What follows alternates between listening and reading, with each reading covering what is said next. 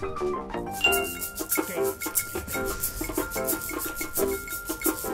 am I alive? How am I alive?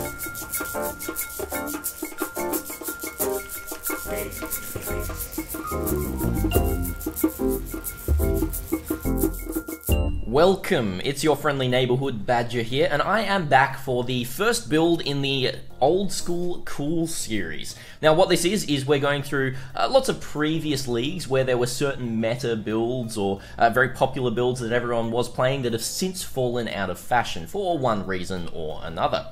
This first build that we're playing around with, as you may have seen from the thumbnail, is a Hand of Wisdom and Action Spectral Throw Raider.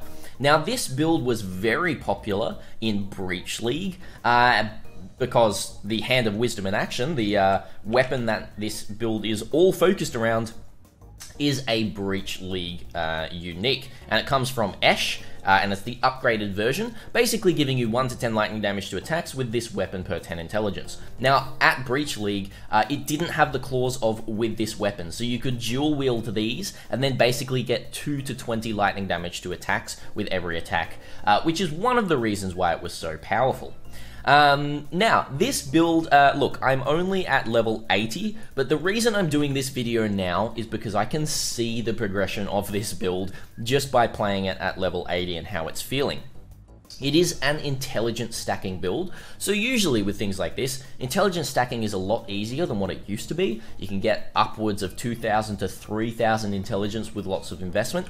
Here at level 80, I have about 1,600 intelligence, and I will be able to get to around about 2,000 at level 90, 93, that sort of thing. But it's not feeling great at all. The reason it's not feeling great at all is because of Spectral Throw. A lot of people, they use a skill called Cobra Lash. I just had to quickly go and find that one there. Now, Cobra Lash is basically like Spectral Throw, but better. It can chain, and people like to use it with Deadeye and everything like that as well. But we're sticking to Raider, we're sticking to Spectral Throw. That is because that is what was popular back in Breach League. Now, so first of all, I'm just going to run you through a map, then we're going to go over the leveling progression, how the build actually sits right now, the types of items that we're using, so let's go right into that. So first of all, I'm just going to do a T15 map here. Now, being level 80, there is still a lot more damage to get, but you can probably see as we jump into this one, hang on, I just need to put my GMP in, that the damage just isn't there. It's going to be maybe about 30 to 40% better when I do get like better gear and more levels and everything like that. The clear is kind of fine, but even against rares, you can see that we start to struggle quite a bit. We'll go through everything of what I've chosen, all of the different things that I've chosen for this build. Yeah, we'll get through the map quickly. I'll talk about a few other things about this build as well. Now, the one other big nerf that happened to Spectral Throw, there were some big damage nerfs that happened quite a bit, but one big thing is they nerfed the attack time of Spectral Throw. What this means is how long it takes for Spectral Throw to actually be released when you press the button. Now, I do have a mechanical keyboard, you'll be able to hear this here, so give me 1 second here. If I press the button, so it's like, throw. Now, for a skill that you know, in the current meta of Path of Exile, you dare desecrate. You kind of want it to be a little bit faster than that, you know? You kind of want it to be a little bit faster than throw. So, throw. Which is really, really rough, clearing maps and everything like that. Now, obviously, I do get Frenzy Charges, I do get Onslaught from Raider, and lots of increased effect of Onslaught, but it still doesn't feel great at all. There's lots of stopping, there's lots of starting. And when we come to the boss, I'll also show you another thing that makes this build just really not stand up to the test of time, shall we say. Because, as I said, it used to be good back in Breach League, but that was, what, 3, almost 4 years ago? I think it was 4 years ago now. The meta has very much changed, the game has become faster, and Spectral Throw has stayed in the same place. Now, also granted, all of my gems aren't fully leveled, but my Spectral Throw is level 21, 23, so you'll be able to see all of that coming through. Let's just try and get to the boss as quickly as we can here. Jumping on through, and we'll switch into slower projectiles, which is the gem that you want to be using for single target. Now, it is, you know, it has a plus side and a downside. I'm going to switch into this here and just hopefully make sure I don't die. which I almost did because another thing I don't have right now is freeze immunity when I'm not phasing. Now, slower projectiles obviously means that your projectiles go slower, and they kind of sit at the end period here for a decent amount of time, which means that they do hit multiple times if you time it properly. So what we got to do is we actually just have to try and make sure that Spectral Throw hits right at the end there. Now, even when it's hitting a bunch like it is right now, you can see that the damage is just not there, right? We're just going to try and sit here as much as we can, and then it will walk towards us. We got to try and... My mana is gone. And then we run out of mana, even when we have mana leech. So we die to the T15 boss there. Now, obviously, this is level 80. And this is a direct showcase of what I wanted to show you. I'm kind of happy that we did die there, because it's a little bit difficult to get all of the defenses that you want on a build like this, get the great amount of energy shield, and to also be able to deal a lot of damage. The types of int stacking that you do want with a build like this, it's going to work way better on an Ascendant with Whispering Ice, or even HoWA with Cobra Lash is just... it's just miles better. It just really, really is. However, let's resurrect at checkpoint. Let's go over the rest of the build, shall we? So first of all, I'm going to have a look at the gears and the links. Now, obviously, there's still a few links here that I haven't put anything in. The reason I haven't is just because this build's kind of not worth it to really invest a ton into. I'll go over the gear first, though. So obviously, Hand of Wisdom in Action is the weapon we're using. It gives you increased dexterity and increased intelligence. I do have it corrupted for a little bit of extra elemental damage there, which equates to around about 60 more intelligence on the build there. And then you get attack speed per 25 dexterity. So you can see here my dexterity is not a lot. That's giving us around about, what is that, 4, 8, around about 10% attack speed, which is not much, but we're getting a lot of damage from this here, from the intelligence, which is pretty nice. And then we get some increased elemental damage with attack skills. For the offhand, we're using an Aziri's Reflection. Now, we could use another one of Hand of Wisdom in Action. We do get a little bit more damage from that because we get more percentage increased dexterity and intelligence. But Aziri's Reflection is really good for more defenses because we get that 228 energy shield and we get 55 to intelligence, and we're unaffected by curses, which is really, really nice as well. For the headpiece, I crafted this myself. I actually landed pretty lucky on this one. We got around about 330 energy shield on this, and then we also just slammed increased intelligence at the end here. Now, a nice little tip for a helmet like this: if you get a helmet level 75 to 79, and then spam dense fossils on this helmet until you get around about 300 energy shield, and you need to have one open suffix and no open prefixes, you can just Hunter Orb Slam a guaranteed % increased intelligence. Level 75 to level 79 eye level, and you will be guaranteed. It will be 50-50 whether you get a tier 1 or a tier 2, but it's a nice little tip there for you. Now, to the chest piece. The chest piece I have here is very terrible, and the mod, the chance to gain a Frenzy Charge on hit, is just not needed because I am Raider and I'm going into the Frenzy Charges. However, if you wanted to go into the elemental side of things instead, you could get a chest piece like this. But the main thing is getting increased intelligence and a little bit of energy shield. But once again, it's probably a very trash chest piece that we do have here. It could be much better. You're looking for around about 600 energy shield with that increased intelligence, and if you can also get a flat intelligence roll on there as well, that's really great. Now, the rings themselves, they're full of attributes with attribute catalysts on them. I went for tier 1 strength, tier 1 intelligence on one of them, and then tier 1 intelligence, tier 1 dexterity on the other one. Then we're looking for a little bit of flat energy shield and resistances, and then crafted elemental damage with attack skills on the end there. The amulet, I decided to do something a little bit fun. It's probably, again, not the best amulet that you could use. And Astromentus is a really great budget option, but this one here, you've got increased intelligence, and I somehow landed quantity of items found on this, but then also 1% increased damage per 15 intelligence is a very needed mod. If you're doing any sort of rare, that's a great one. So you can use an Awaken Orb to slam the increased damage per 15 intelligence and the percentage increased intelligence together, and then hope for some other good mods around there. If you get flat intelligence on there as well, that's just absolutely amazing. Moving to the gloves, to be able to cap our hit chance or our accuracy rating, a Shaper's Touch is kind of needed. You can get around it if you have a lot of currency, but Shaper's Touch is very, very much needed, and they're actually pretty cheap even with the elemental weakness on hit. The Curse Corruption on there, which is really, really strong. This is also giving us a little bit of intelligence, a little bit of energy shield per 10 strength. We don't have a bunch of strength, but, you know, it helps. It gives us about 10% increased energy shield, which is pretty nice.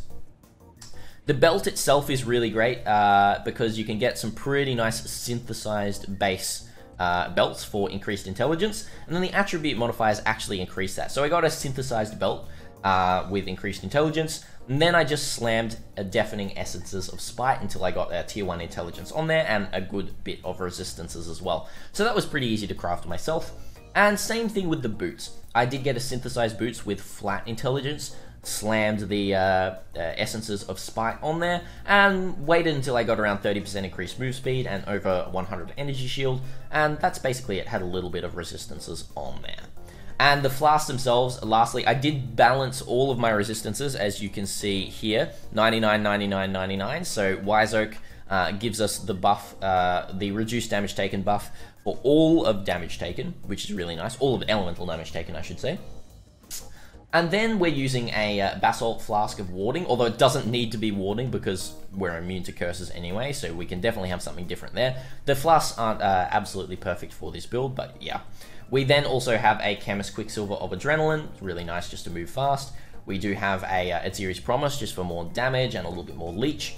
And then I've decided at the end here to use a Kiara's Determination, but you are pretty much immune to chill and curses a lot of the time, so it's pretty much just for stuns, which you can also kind of get around for the Pantheons. So I would, if you had the budget, I would switch this out for a Bottled Faith just for even more damage. But let's face it, you're not going to be reaching insane levels of damage with this build. Now, that's pretty much it for all of that. Now we're going to move on to the passive skill tree itself. So let me just get out of that. So obviously on a stacking tree, like something like this, you're looking for basically as many points on the tree in terms of intelligence. And then we've got some lightning damage through here. But basically, as I said, we are going Raider because that's what you did in Breach League. We're going into the Onslaught version and then going into the Frenzy version. So I would go Onslaught first, so Rapid Assault, Avatar of Chase, then into Way of the Poacher, Avatar of Slaughter. We come out of the Ranger starting area through the projectile, getting a little bit of dexterity because dexterity still does help us with attack speed. And then we do hit this Ballistic Mastery for projectile speed, projectile damage, and dexterity. And then we can come right up through here, hitting Forces of Nature, Thief's Craft, and then right up here into Frenetic, grabbing Ghost Reaver into Chaos Inoculation. Obviously, you're not going to be doing this straight as you're leveling. Someone's wanting to buy something from me there, so I'll sell that right as we are going here. And then you're getting Essence Surge, Arcing Blows, into Wicked Ward and Heart of Thunder, all of that kind of stuff. So basically just picking up as much intelligence as you can. The big damage buffs are going to be Arcing Blows. I'm still going down here into Foresight for some defenses, and then you're also hitting Heart of Thunder. Now, one big thing, I've still been playing around with cluster setups, but the one thing that you really want in the build is Supercharge. Because we're not going crit with this build, Supercharged lightning damage with non-critical strikes is lucky, is crazy insane. If we just jump back to the Hand of Wisdom in action here, you can see that the rolls, it adds 1 to 10 lightning damage to attacks with this weapon per 10 intelligence. If you have 1000 intelligence, that is, 1000 intelligence is, what is that? That's like 100 to 1000 lightning damage, I'm pretty sure. No? Yeah. 100 to 1000 lightning damage to attacks. That's a massive range. That's a range of 900. What lucky means, if you don't know what lucky means, it rolls it twice. It rolls whatever damage you proc twice and picks the greatest version of that. So say it rolls a damage of 110 and then a damage of 800, it will pick the 800 on every damage proc. So this is a very, very big damage buff. And then the two jewels that we're having here are split personalities. A intelligence, max energy shield, split personalities, which is really nice. And you want to put them as far away as you can from your starting point. They're not as far as I probably could. The best one that I would say is going all the way down here. You could switch the tree a little bit, going all the way down here, picking up this one, putting your split personalities here, it means it has to travel all the way, and as you can see, this orange line is showing you how many points it's traveling for these split personalities here. And then you can hover over, and so this is, you can see that this is giving me 42 intelligence, 42 max energy shield. It's not too bad for the split personalities, but as I said, it's better down here. That's pretty much the tree itself. Now, to level this build, obviously it's a CI int-stacking build. You're not leveling this right from the get-go, and you're probably not going to want to play Spectral Throw through the leveling process anyway, because as we've already said in this video, Spectral Throw is trash. You're just going to want to level with the hollow palm technique. Now, it's a very, very easy leveling setup. What you're going to want is a brisk wrap, a gold room just for resistances, 2 Lahoop of all rings, an Astramentus, and you can use 7 League Step. You can also just use a String of Servitude with the Strength and Dexterity there, and just stack as much Dexterity as you can, and just use Smite. You just use Smite to level through. This is actually one of the easiest ways to level for pretty much any build, and you can follow a quite similar kind of tree. So you can still come out of here, get all this Dexterity. You can come down here and actually just collect a lot of Dexterity through here. You can even get some Leech here if you would like to. Pick up a lot of Dexterity through here. Just respec this once you get to around about level 70. You can respec into all the types of gear that you do want for this build. That is pretty much it for everything on this build here. Obviously, there is a path of building down below. I wouldn't recommend that you play this build, but it was a really nice experiment to jump back to Breach League and see how this build felt in the current meta, shall we say. TLDR, it's got about, I would say about 3 out of 10 for clear, about 3 out of 10 for boss killing, and about 4 out of 10 for defenses. So that's pretty much it. With the investment of, I would say, around about 60 exalts worth of currency on this build, maybe even more, it's still feeling pretty trash. I would say this is a do not play. The HoWA Spectral Throw Raider from Breach League. Let's keep the memory of this build, and let's not try to recreate it like I have done here. Next build, I'm not sure exactly what I'm going to do next, but let me know in the comments down below what kind of build you would like to see from previous leagues. A lot of people have asked about having a Tri-Herald BV Elementalist. We've had a lot of other interesting things about Blade Flurry, all of these types of builds. Even a Buzzsaw build, if you remember Buzzsaws. That's all I really have to say about this build. Comment down below with your favorite build from a previous league, and I'll scour through, I'll see what I can find, and I'll have a look at and talk to chat as well. But I am recording this video live as well, a little plug for my Twitch channel. If you want to come watch live with all of this kind of figuring out how the build works and everything like that live on stream, twitch.tv/thisisbadgergaming. And last of all, hit that subscribe button down below if you want to keep up to date with everything coming through here. I'm going to be working on some Mayhem builds very soon, so the next video you will see is 19 Ascendancy Mayhem video for basically 1 build per Ascendancy. It's going to be a massive undertaking, but I'm going to try and do it as quick as I can, just to give you guys a good chance at, if you want to try and push for a Demigod's Authority, you can do so with one of those builds. Thank you so much for watching, everyone, and until next time, Badger is out.